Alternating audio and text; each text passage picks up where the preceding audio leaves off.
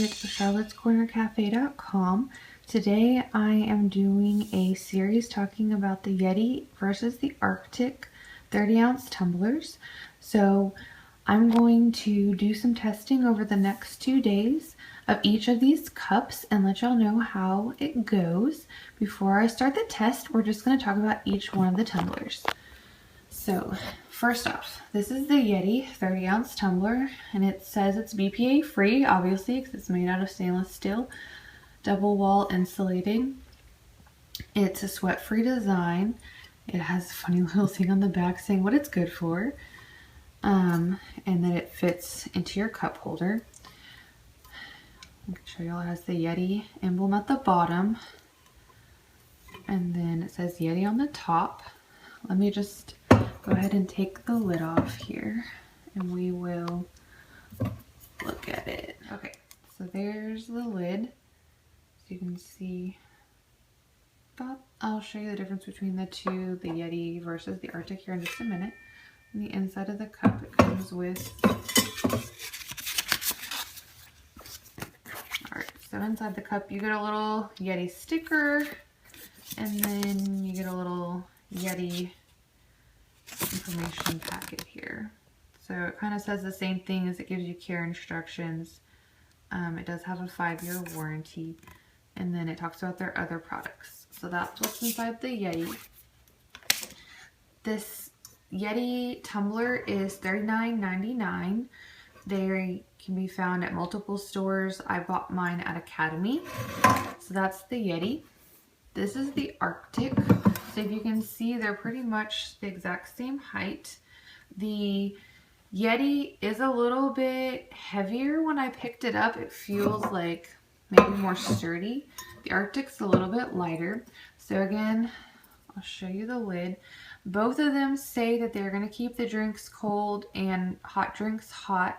This one says it'll keep ice for 24 hours and keep things hot for 6 hours. It's also made out of stainless steel. It says no sweat exterior.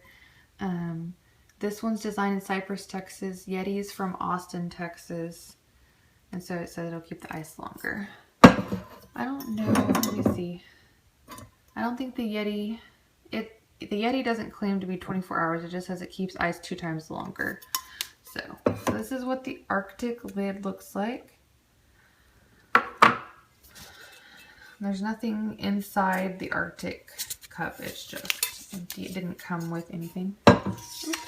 A little thing came off.